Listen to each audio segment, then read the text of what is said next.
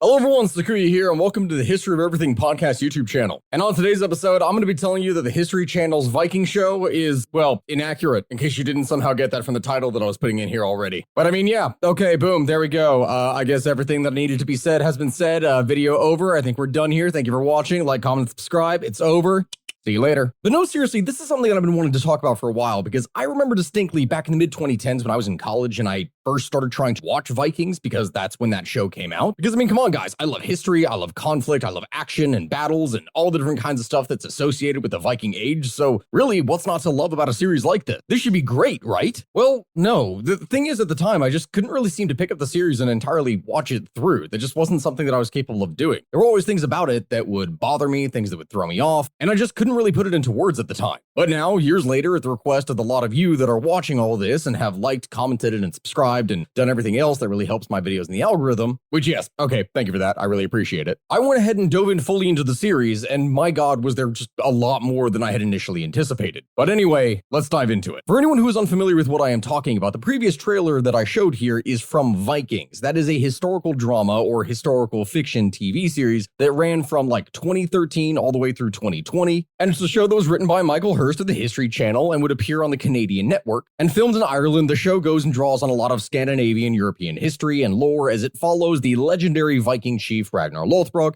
his descendants, the kings and rulers and fighters, and all the other individuals that you would associate with this family, and is largely influenced from the Viking Age of the 8th century and 9th century. Now, since the show premiered in the first place, there's always been questions as to whether or not it's authentic, it's accurate. There's a lot of different questions that go into it that in many cases are not answered well. And there's a good reason for that, considering that we're talking about the History Channel and the track record that it has in recent years, because I'm sure that we're all familiar with what has really gone down with the History Channel. Now, I'm telling you this right now, I grew up watching the History Channel. That, Animal Planet, all the variety of stuff that you would have seen on early cable television in the 90s and early 2000s that I loved. And initially when the network was created, it was originally focused on history-based social science documentaries as well as the news. Like, it was some really good stuff. But then what happened, it talks about right here, is that during the late 2000s, history pivoted into reality television programming, and in addition to this change in format, the network has been criticized by many scientists, historians, and skeptics for broadcasting pseudo-documentaries and pseudo-scientific, unsubstantiated, sensational investigative programming. And that's just talking about things that we would have seen in, say, actual documentaries, not television shows that specifically were designed to entertain people from the very beginning. Over time for this channel, education became a far second place to entertainment, which that was the significantly bigger thing in order to be able to bring in dollars, but hey, you know, I guess anything to chase those views and get those clicks, am I right? I feel like at this moment I need to stare into the camera in a very long and drawn out shot, because that's kind of how things work with YouTube, but guys, I promise you I'm not going to get that bad. Anyway, the focus of today's video that we're talking about today is Vikings, not me, so I need to get off of that track here really quick. Over the course of the series, although there are many characters in Vikings that are in fact based off of historical characters, and there are a number of events that are depicted in here that we do really see happen in history, simultaneously there are a lot of departures throughout this entire series that drastically change a lot of stuff that we know from historical fact. In order to create a more solid and engaging narrative and a great story, historical events have a tendency to be combined, to be skipped over entirely, to be compressed, or to just be altered in some way that really doesn't make sense, but it's done specifically for the story in order to be able to make it more conducive to an audience, I guess. Now, I really can't be mad about this exactly because this is a natural process of storytelling, and you're going to see this no matter what kind of medium you look at. Whether it is something that is being adapted from a book, from a game, from a movie to television show, like whenever something transfers from one form of media or type of thing into another, you're going to end up seeing the same kind of thing happen. So I can't really be mad about that. It's sad in many cases, but also in many cases, it's natural. It's what you're going to see happen.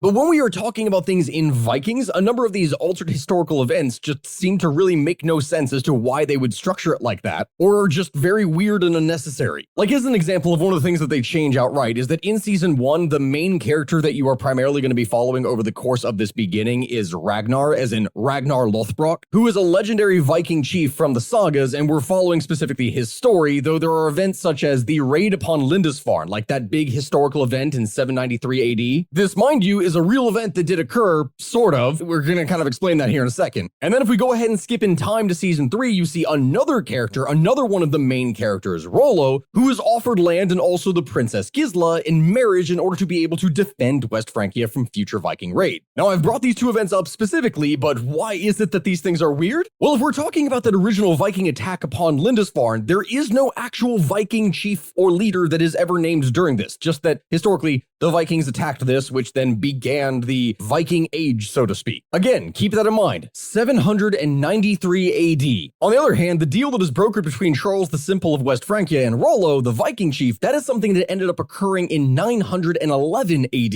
And in the show, Rollo and Ragnar are brothers. Obviously, this is not accurate at all. We know that this is not accurate at all, and by any account, if these events are at all related, considering how messed up the timeline is, that is putting them at being over 100 years apart, but simultaneously sibling. It really makes no sense. But hey, perhaps the legendary skincare and hygiene were just that good. You know, the stuff that the Anglo-Saxons were writing down about the Vikings that was really pissing them off. God, okay, that was probably a really bad joke. For anyone who doesn't get what I'm talking about, there's all different kinds of stories of Anglo-Saxon writers, specifically monks and other people, who are getting mad at the fact that the Vikings who live among them, like these Norsemen, that they bathe regularly in public like once a week, and this is scandalous. The fact that they comb their hair and take care of themselves just makes them look too pretty to the Anglo-Saxon women, and that is something that the monks really don't like. But hey, you know what, I jest. But if we're seriously talking the history of the character Rollo, who is based off the actual historical figure of Rollo, or rather the Grand Norwegian historical figure Rolf, who was a Viking leader who would end up becoming the Duke of Normandy, this is the guy who is regarded as being the first Norse leader to settle in Francia, and he is the guy who would continue to rule over the territory in Normandy until at least around 928 AD. His descendants are the ones who would end up being known as the Normans, and they're the guys who would go on to conquer England. Remember William the Conqueror? Yeah, Rollo is actually the great-great-great-grandfather of William the Conqueror, the guy who would become known as William the First of England, and that means that the Viking chief Rollo is one of the ancestors of the present-day British royal family. That is a line that has continued down this entire time for almost 1,000 years at this point. Actually, in that case, we're talking about William the Conqueror. If you want to consider going back to being actual nobility in terms of European-ness, I guess, then we're talking more like 1200. No, 1100. Damn it, I can't do math. Rollo is a guy who was born in 846 AD, but he would die in the year 930. So not only was he not Ragnar's brother, that was not a thing at all. He didn't know Ragnar in real life, like there's no way that that could have happened, but he simultaneously gets included in historical events that he was never involved in the first place, like stuff that occurred way before he was ever born. But that's not the weirdest part of all this. Ragnar Lothbrok, the guy who is the main focus in seasons 1 through 5, may not have ever even existed at all in the first place, or if he did, then he is certainly not as presented in the series. The character that we understand to be Ragnar is the hero of the Icelandic epic saga of Ragnar Lothbrok, which is from the 13th century AD, made like 300 or 400 years after all of this went down in the first place. This is a guy who over the course of the story would slay dragons and encounter all different kinds of other mythical creatures and things that he would be faced with and challenge. In what are some pretty crazy and wild adventures, you could almost consider this to be like another case of like the Odyssey or the Iliad in the case of Homer in like ancient Greek lore, but for Vikings in this case with Ragnar. If Ragnar did actually exist, then it seems more likely that the story that is created for him is actually a combination of several different characters in history, but we don't really have any way of proving that. Like the present scholarly consensus about this whole thing seems to be that the legendary Ragnar was probably based on another Viking leader called Reginera, or Reginfred. There's a number of different names for how we could potentially pronounce this guy, but this is a person from the 9th century AD. And the only thing that guy is really known for is the Siege of Paris, which occurred in 845 AD.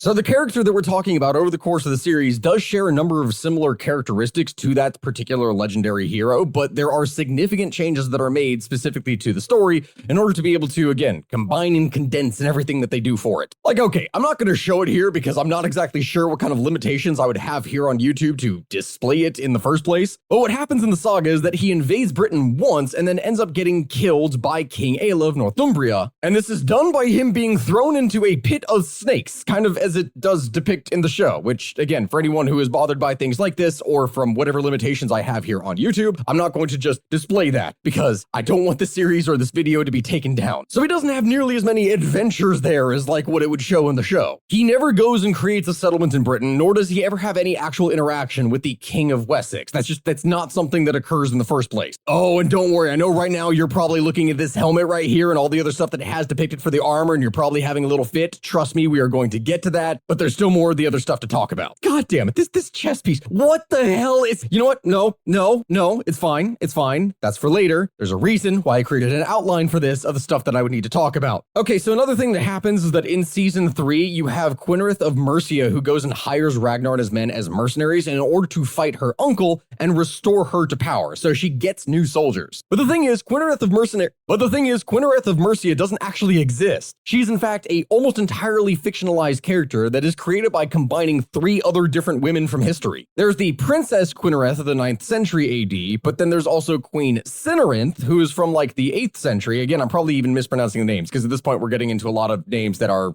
Nordic or Anglo-Saxon, and the stuff can get confusing at times. But also then the daughter of Queen Cynarinth, which is Edbur. How the hell would I even begin to pronounce this? You all see what it is that I'm talking about here. If there's anyone in the comments right now that wants to let me know exactly how it is that I would say this, please, for the love of God, tell me, because doing the research for this entire thing, a lot of the names really bothered me. But the thing is, the character that you would see here for Queen Quinrith, that is something that is made of a combination of these 3 different women who were famed for being capable of a lot of scheming and duplicitous things that they were capable of doing in order to achieve and maintain power. At least that is the legend that is associated specifically with them. And then there's that really big scene in which the raids on Paris occur, or rather I say that it's more like the raid on Paris, because what the series does that I talked about earlier with combination is that it combines the raids of 845 AD and 885 AD into one singular event, but with a lot of different factors that just completely change what historically happened. Like, there's no real semblance of fact with these. Like Ragnar, the guy that we were talking about earlier that Ragnar is based off of, it seems. When he had arrived for the 845 AD raid, what he found was a city that was pretty much abandoned. There was no big defense, there was no severe wealth, there wasn't really anything that they could do, because he and his men, upon coming across the city, found that it was being struck by dysentery, which for anyone who's unfamiliar with that, I am very limited with what I can show on here, but I just want anyone to understand here that when we're talking about diseases and deaths and all different kinds of horrible things that have happened in history, unfortunately for most people that are Viking adherents to the idea of dying in battle and thinking how great and glorious it can be, or that's how most soldiers in history would die, no, you're wrong. The majority of deaths that have occurred in history have been from disease when talking about things for war, and the number one killer of men throughout history in army camps was bad water or food that would lead to dysentery or crapping yourself to death. So in other words, Paris probably smelled even worse at this time than it does in today's day and age, as the entire city was already in the throes of crapping itself to death. So yeah, if it hadn't been for the fact that historically Charles the Bald, the ruler of France at the time, had offered to pay the Vikings at this point to go away, then nothing would have ever really happened from this in the first place. Hell, rather than actual combat, more of Regnar's men ended up dying from dysentery than literally anything else over the course of this journey. Which, I don't know about you, but guys, I do not think that the Valkyries would look very kindly upon a man who shot himself to death. I don't think they're getting into Valhalla anytime soon with that track record. So yeah, if we fast forward around 40 odd years or so, in 885 AD, the Vikings were not actually able to breach the walls of the city, and it was defended as it was in the series, you can see, by Count Odo. But then there is that Gisla character, the daughter of the king in this show, and you have this whole scene where as the Vikings are attacking, she is rallying the men to defend Paris, and no, my god, that did not happen. Not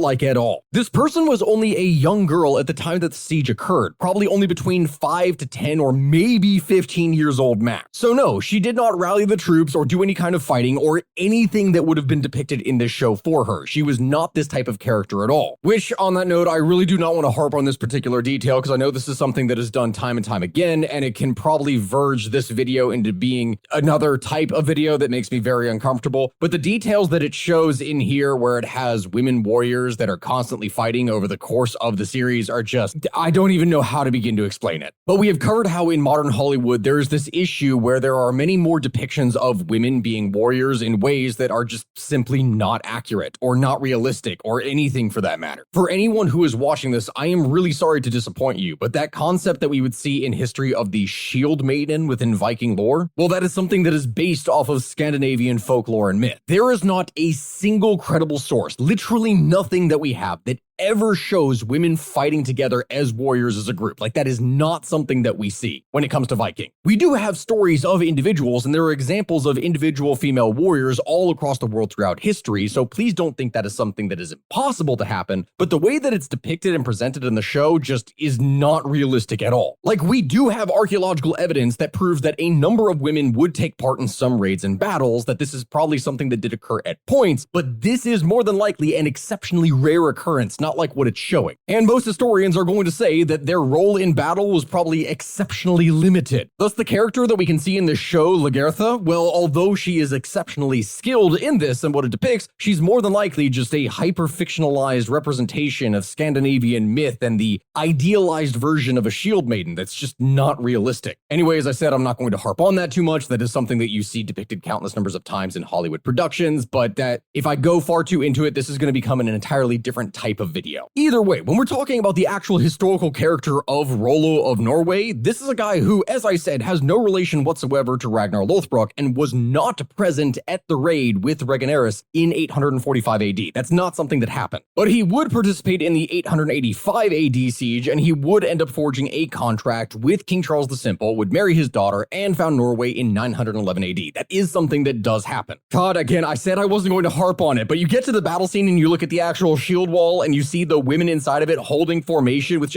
like, come on, in a shield wall, if you are actually going to be meeting the enemy in a strength contest of pushing, you're not going to be having women in the front line holding the damn shield. It's like, damn it, it's just scenes like this that I look at and go, what the hell? It doesn't physically make sense. No, I'm not harping. No, it's fine. It's fine. Guys, fine. Promise. Oh, and speaking of the inaccuracies that we are going to see in battle, because that is something that over the course of this entire series, there is quite a lot of. There's a lot wrong with a lot of different battles. There's one particular thing that tends to bother me that we see over here, and that is that over the course of the series, there are a lot of different scenes of civilians being attacked, which, yes, it's true, and especially over the course of history, everyone is going to end up getting wrapped up into conflict, particularly when it comes with things like raids, and you have different cultures that are clashing over certain areas. All different kinds of civilians, women, children, all of these things would be slaughtered. But the scene that you can see behind me here is when Aethelwulf, a Christian, and Christian forces would go in and attack a Viking settlement that is in Wessex. And it does not really make sense as to why this would be a thing here. And I'm going to go ahead and explain why. Like, this is bad. It is a particularly bad portrayal of a kind of settlement raid during this time period, because do you see these forces of these Christian, I'm not even going to call them knights because it's like proto-knights, if anything, but these horsemen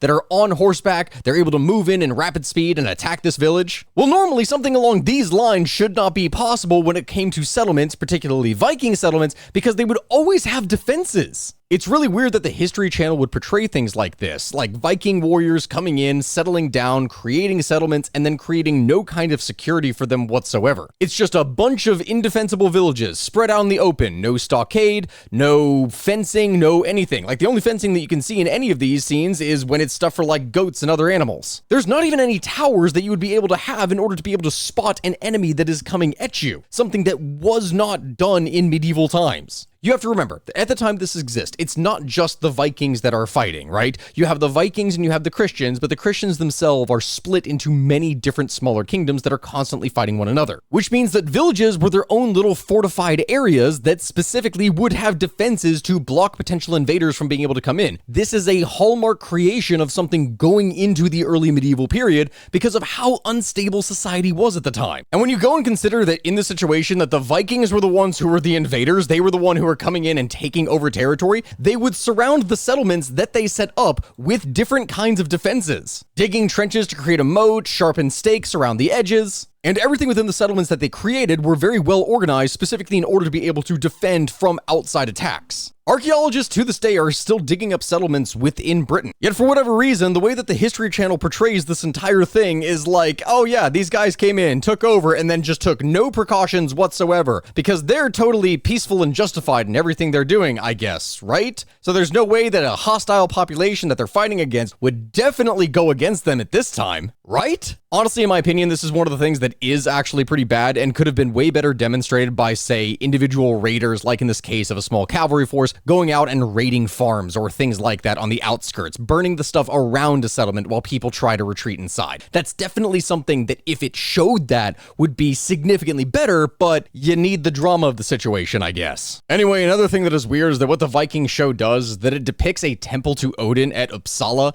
as being this kind of wooden stave church in the mountains, which is entirely incorrect. The historical temple that is being referenced here in the first place was actually located on flat land. And the stave churches, like what you see right here, this was not anything that was a part of traditional Nordic paganism or anything like that. This is a stave church of Christ. Like, this was a Christian temple. And we're talking of something that is potentially hundreds of years earlier than what it actually was in history. These stave churches were a hallmark of Christian architecture from like the 11th century onward. That being said, there is a degree of truth in this, in the sense that it is probable that a lot of the different stave churches were constructed on what was originally Nordic holy grounds. Because prior to the arrival of Christianity, when it came to religious matters in this place, you didn't really have necessarily a large house of worship. Instead, because of how in touch with nature everything was, you would usually have religious ceremonies outside, in the open air, in sacred groves among trees which were very sacred and important to the Nordic religion. Just as a little side note, because I feel like I have to put this in here, but I really love stave churches. I think that these things are incredibly cool, and unfortunately, a lot of these have not been kept around. By the beginning of the 19th century, a lot of the stave churches in Norway had disappeared, and this only got worse because in 1851, a law was passed in Norway that said that any churches had to be able to accommodate 30% of the population that they were staying in or residing in, that they were built in, these kinds of things. So, due to rapid population growth in certain areas, stave churches, which in the way they were constructed being smaller, were not able to accommodate this. So over time, especially past that point, they began to rapidly disappear across the country. Luckily, some people sought to preserve some, which is why 20 odd different ones are left still in Norway to this day. But no, stave churches were not pagan temples. No. That's not the case.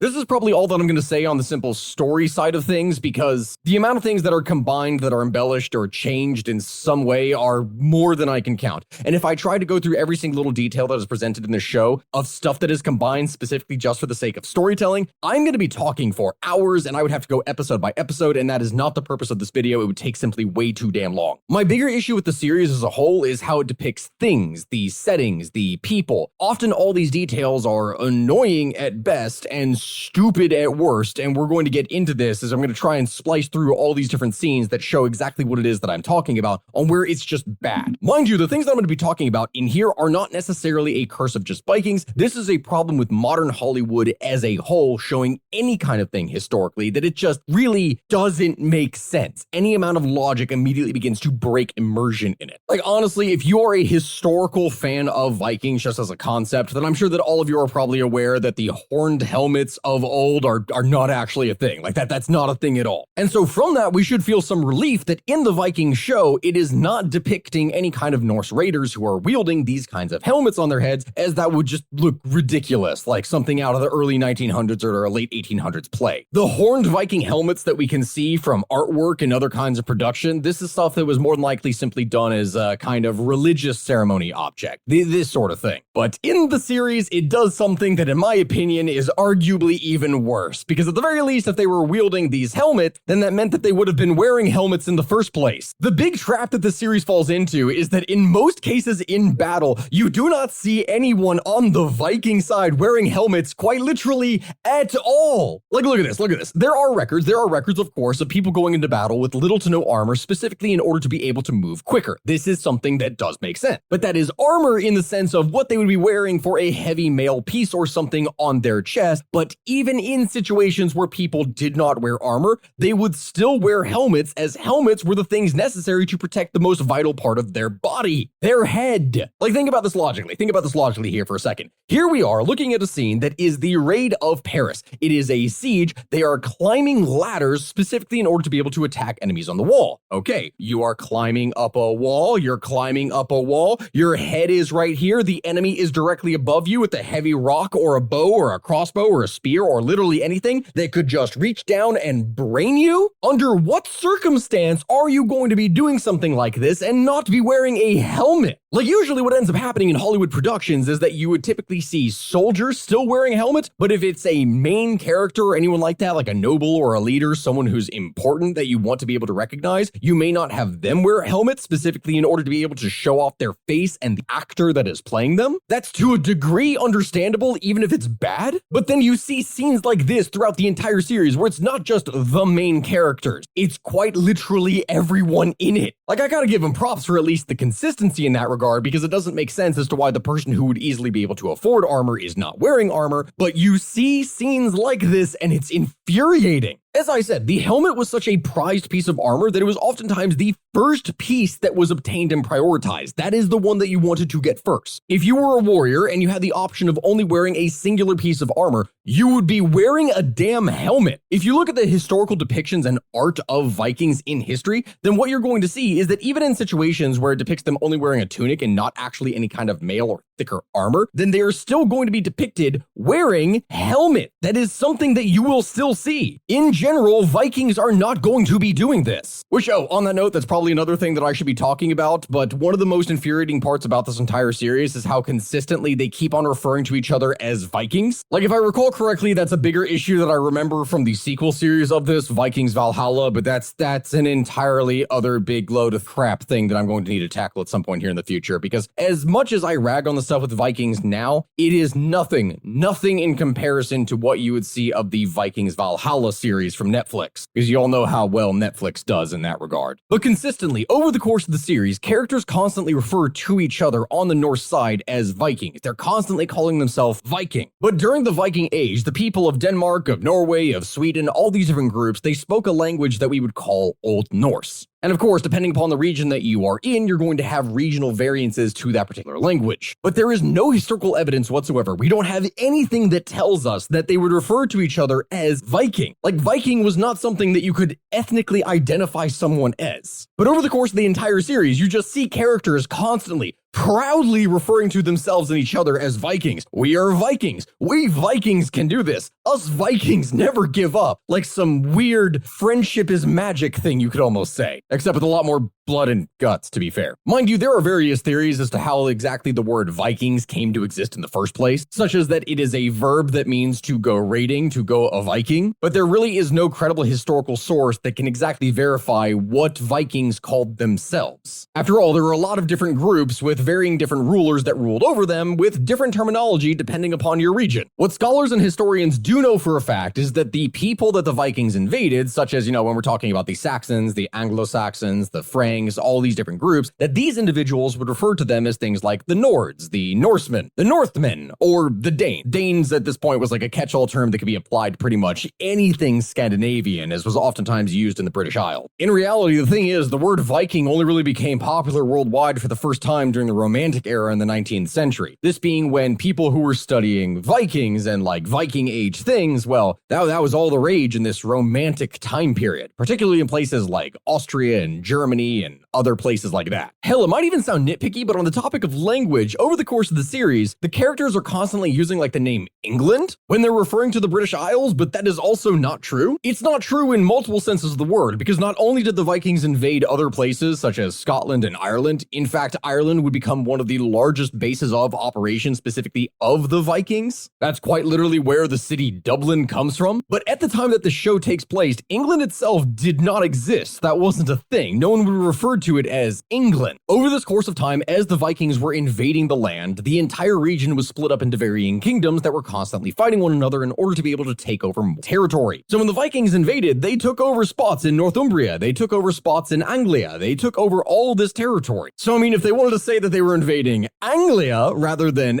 England, which, that's where that would come from, like the Angles, because England, okay, that's an entire other history lesson right there, but you get what it is that I mean. It's nitpicky, but it bothers me. The whole thing just doesn't look or sound right. Oh, and speaking of looking right, there's a complete other issue that I have neglected to talk about here that I meant to talk about much earlier in the show, but I had to talk about story, specifically fashion and depiction of character. God, where the hell do I even begin with this? The clothing that a lot of the characters that you see here wear over the course of the series are just entirely inaccurate. Like, as an example of this, when you look at a lot of the men, you will see things that look like leather jackets and pants that they would not have been wearing, not in comparison to the stuff like good good, stout woolens, things that would have helped to keep them warm. Which, okay, we can't exactly expect in any kind of historical series that they're going to use entirely age-specific clothing. Like, that's not something that you can reasonably expect. I get it, and I'm not going to harp on that exactly, but they could have tried a little bit harder in terms of using things that were actual, wool or cloth, things that would make sense to have been wearing in a cold environment, instead of wearing something that makes them look more instead like a skinhead biker gang. Like, seriously, what is, over the course of the series, with the amount of leather that is depicted? This is insane. I feel like I'm harping back on that whole thing with leather armor in the first place when we were talking about Cleopatra. But this is even worse because it's not even armor, it's just regular clothing. It's just guys going around wearing goddamn leather pants. And yes, by the way, you heard me correctly when I said skinhead biker. That really seems to be a lot of the depiction that it has of these Viking types in the show. The amount of times that we see Vikings that are depicted with like fully or partially shaved heads makes no sense whatsoever. And it's done here specifically, it seems, in order to make them look more intimidating. That, and also simultaneously having modern tribal tattoos that are covering the exposed skin in different areas of their body, in particular around their face and heads, where it's very prominent and can very easily be seen. But this is a little bit odd considering that we're talking about the people of Scandinavia. Like, I don't know if any of you all have ever been to or seen pictures of Scandinavia, of like Norway, Sweden, Denmark, and all the other places around there, but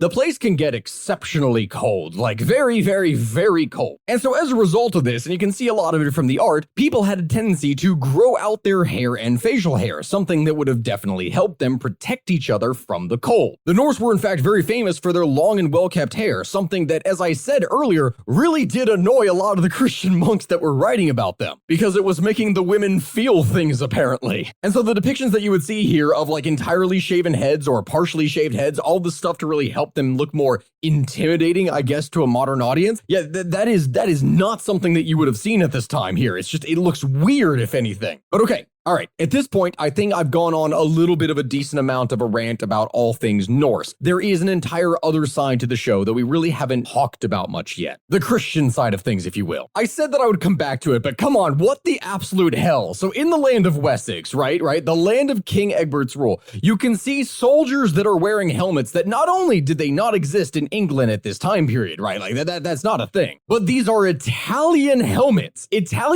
from 700 years later in the Renaissance period. Like, I can understand when we are looking at things and thinking, okay, maybe 100, 200 year difference, maybe it's not something that's going to be all that severe because it's still going to be relatively similar. But the sheer scope of difference between the metallurgy required for creating these types of helmets and their presentation versus the armor that each person is utilizing in like the form of mail or whatever leather bullshit ends up getting depicted here is awful and makes no sense. I mean, again, we're talking about armor that would not come into existence for 700 more years and was popular in Renaissance era Florence, Italy. It's this weird combination at times of like poorly constructed lamellar and simultaneously metallurgy that is way, way, way more advanced than what they were capable of at this time. Every single time I would see depiction of soldiers that are English soldiers, if you will, or at least are soldiers of one of the little English kingdoms, it always just looks so off. I mean, hell, at the very least, when we were talking about scenes from the Battle of Paris and they're attacking the French, when you look at them, they're wearing more like padded leather cloth, along with a conical helmet, a Spagan helm, like something that would have had a nose guard that would have gone down over their face to help protect them, and is thus significantly better in its construction and presentation. This looks realistic,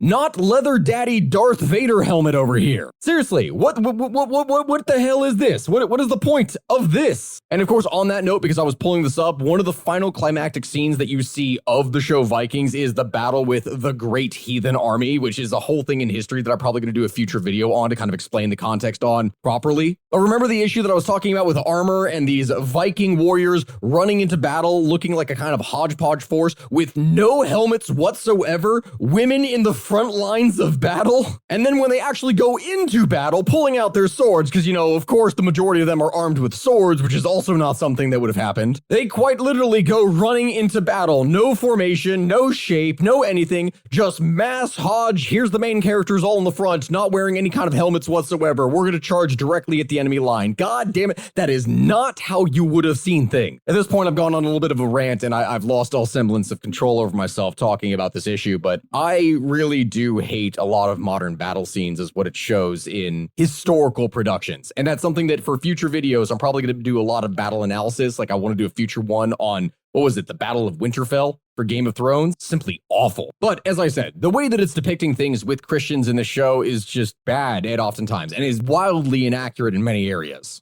As an example of this, when we're talking about things in the series, a lot of things happen over the course of the second season. In particular, one of the events that you can see right here, which is Athelson's crucifixion, which no matter how you are looking at this thing, this is not accurate, this is wrong, it makes no sense and is done specifically in order to make people look like monsters. I'm gonna go ahead and skip out of that scene because I don't want this to be taken down by YouTube, but I want people to understand the context of what it is that I am talking about there. But Athelson would actually not die from this event because luckily he would end up getting saved by King Egbert. But I still remember distinctly when this happened in the Viking show, as it occurred in like what, 2014, 2015, something along those lines, and how many people it pissed off when this happened, because this scene of crucifixion is not only widely inaccurate, as in it did not happen at this point, but that is not something historically that would have happened at all. It is an insult to Christianity itself. Here's the reality of the situation. There is not a single record of crucifixion in the early church in Britain. Like, there is not a single one. And you would think that that is something that people would talk about if it occurred. This was not a punishment for apostates or anything like that. So, I mean, if you really think about this, why would you place an apostate? Why would you place a heathen, someone that you view as evil, in the same kind of position as the person that you literally worship? This whole thing just does not make any kind of sense whatsoever. And as I said, there's not a single record of anything like this occurring. It looks bad. Another Christian character that they have in here that they just did completely dirty is Saint Ansgar, who in the show they predict as this young boy that is an absolute failure, which, mind you, again, was not the case at all. If any of you have actually seen the series, you might have forgotten about this scene entirely. But here you have a young Christian missionary who ended up being executed after he failed to impress Queen Aslog in season 3. And this young man that you can see right here, this is Ansgar, who is easily one of the biggest, one of the most famous Christian missionaries throughout Christian history. And he is the guy who would end up organizing the hierarchy within the different Nordic countries, and from that would end up being regarded as the patron saint of Scandinavia. He was a hugely important and successful figure in Christian history for this. But no, over the course of the entire short scene that he's in, he is being mocked and derided the entire time. He has to prove himself and the power of his god, only for that to entirely fail. And so the writers decide to portray him as an absolute loser who ends up dying at a violent age, instead of the very successful missionary career that he would end up having, where he would pass away at something like, what, the age of 60, 64? He would die peacefully and live for a very long time after a very successful career. Because obviously Vikings are the main characters of this show, you will note that the depiction that it has of Christians in it are not necessarily the best. But it's not nearly as bad as what you would see in the sequel series to this, Vikings Valhalla, but that is an entire other beast itself that we would need to tackle at some later point in the future. It's just a lot of things that you see in here just end up being odd or outright wrong, and the battle scenes and other parts that you'll see in here are incredibly chaotic and make no sense and are poorly structured, and the costumes, and my god, I am going on a bigger rant about this than I need to. In the end, I'm going to leave you on this kind of note. While a lot of the inaccuracies that you see in the show may seem like things that are trivial or why you just shouldn't care because the entire thing is entertainment, the reality is that for a lot of people watching this, they're not going to be looking into things in history. So they're going to take a lot of what they see as face value because, oh, here's this depiction of this time, and obviously these characters in history did this thing. Because it's not made up characters, we're using real characters from history or amalgamations of them. Creators want to make their shows more exciting and engaging for viewers. This is something that pretty much every kind of creator is going to do, whether on YouTube or in any other form of media. And oftentimes, a lot of them are not necessarily going to take accuracy into consideration when presenting these things. But the thing is, regardless of its accuracy, I'm not going to tell you that Vikings is a bad show, because it's not inherently a bad show. It is inaccurate, and there are a lot of different parts in it that do infuriate me, but there are other scenes that are entertaining and fun and interesting and amusing. Whether or not this is something that is a deal breaker for you, that is entirely up to you, the viewer, to decide. All I could do is make a video explaining to you all the varying things in it that are entirely inaccurate or bad. But also, many people would enjoy the series in a way that they definitely didn't for Vikings Valhalla, which had significantly more controversy. But if that is something that you would like to see, then hey, please let me know down in the comment section below. Please make sure to like, comment, and subscribe. Do anything you can to help these videos in the algorithm. I am trying to do something very different here. I am trying to make videos that are longer and more engaging and do a lot more to cover particular topics rather than the short videos that I have. I don't really know what it is that has gone on in some cases, because I could have some videos that will do phenomenally well, and then I will have others that are killed by the algorithm, and I don't really see what happens in them.